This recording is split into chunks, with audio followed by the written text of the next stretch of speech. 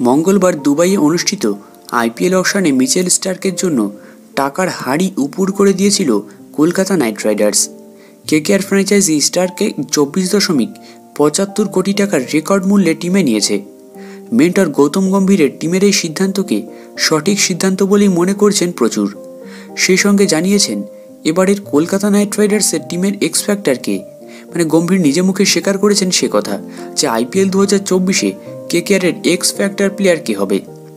Starc আমাদের জন্য x factor হিসাবে প্রমাণিত হবে। আইপিএলের পরবর্তী আসরে টিমের বোলিং ডিপার্টমেন্টকে লিড করবেন তিনি।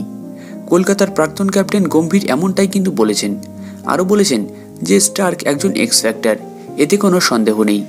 এমন একজন প্লেয়ার যিনি নতুন বল দিয়ে বোলিং করতে পারেন, তিনি শেষ ওভারেও বোলিং করতে পারেন এবং সবচেয়ে মোস্ট ইম্পর্টেন্ট বোলিং ডিপার্টমেন্টেও লিড করতে পারবেন তিনি।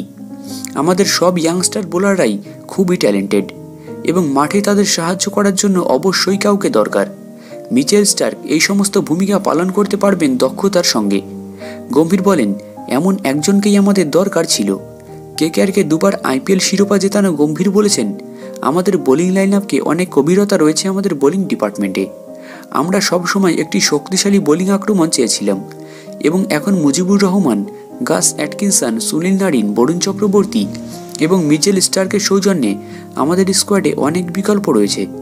চেতন সাকারিয়া ছাড়াও আমাদের কাছে দুই ভারতীয় ফাস্ট বোলার হর্ষিত রানা এবং বৈভব আরোরা রয়েছেন। ফলে টিমে গভীরতা বেড়েছে অনেকটাই।